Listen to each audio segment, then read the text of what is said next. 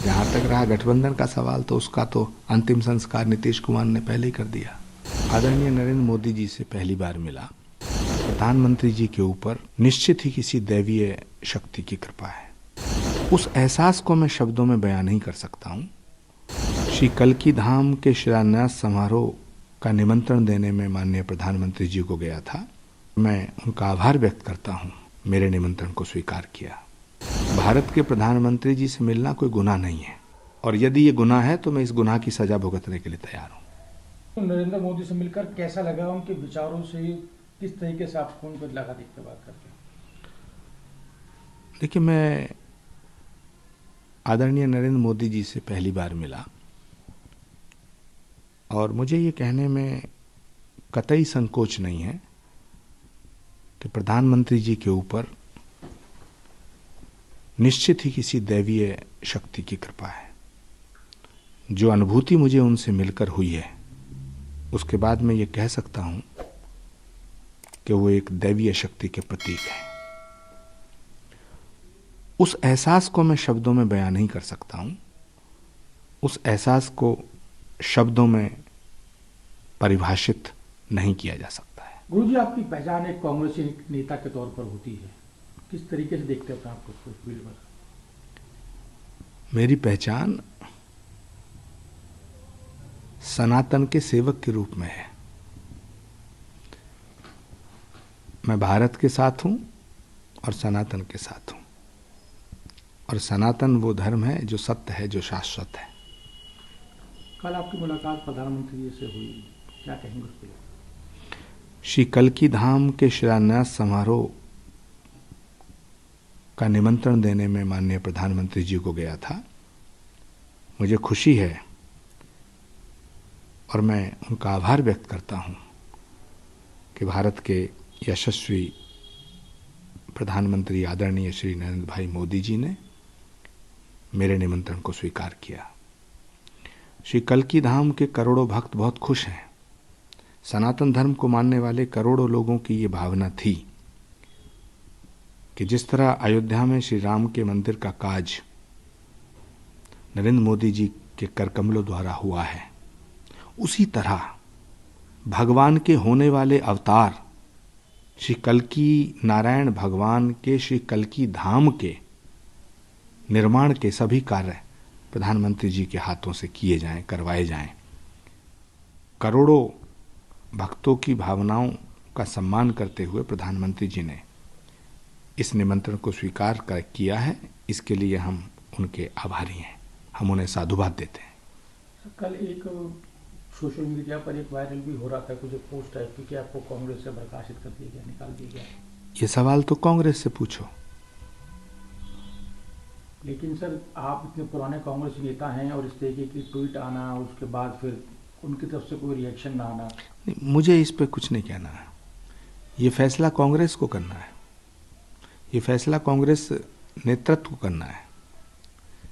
कुछ लोग सर ये भी कह रहे हैं कि ये आने वाला भविष्य दिख रहा है कि जब आप प्रधानमंत्री से मुलाकात कर रहे हैं, पहली बार आप लोगों ने मुलाकात की है, कहीं ऐसा तो नहीं कि आप कहीं चुनाव को देखते हुए भी मुलाकात करने जा रहे हैं? भारत के प्रधानमंत्री जी से मिलना कोई गुनाह नहीं है। प्रधानमंत्री जी को श्री कल्की धाम के शिलान्यास समारोह में आमंत्रित करना भी गुनाह नहीं है,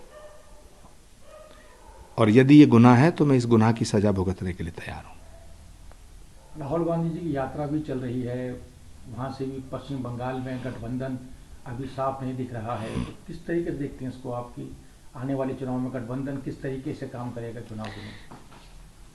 मैं आज इस पवित्र मौके पर, जहां हम सब लोग बड़े प्रसन्न हैं कि श्री कल्की धाम के मंदिर का शिलान्यास हो रहा है, माननीय प्रधानमंत्री जी ने हमारा निमंत्रण स्वीकार किया है, इतनी अच्छी अच्छी बातें, इतने अच्छे अच्छे पलों में किसी भी इस तरह की घटिया बात पर मैं चर्चा नहीं करना चाहता।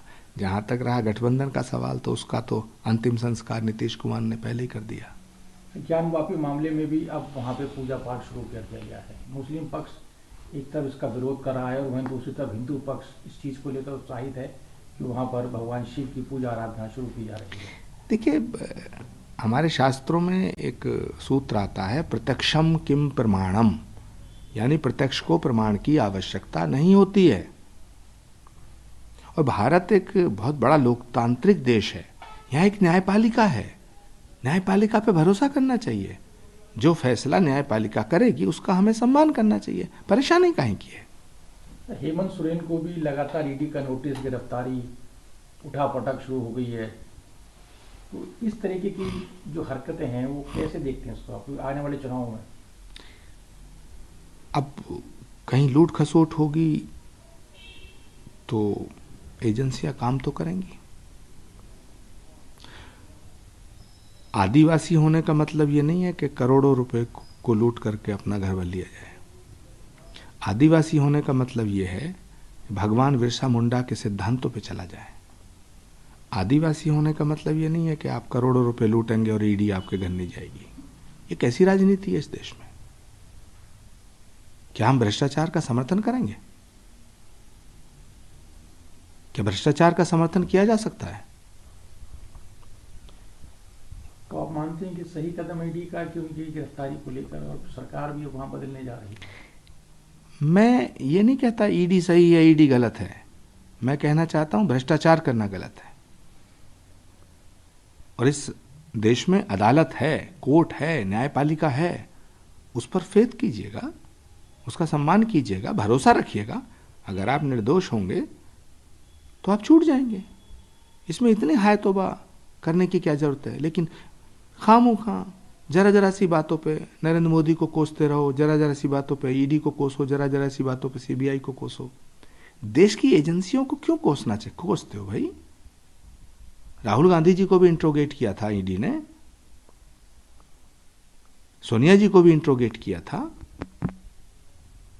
तो इसमें कौन सी आफत आ जाएगी? है? आप सामना करें, जांच का मुकाबला करें, दूध का दूध पानी का पानी हो जाएगा। इस रोने धोने से क्या होगा?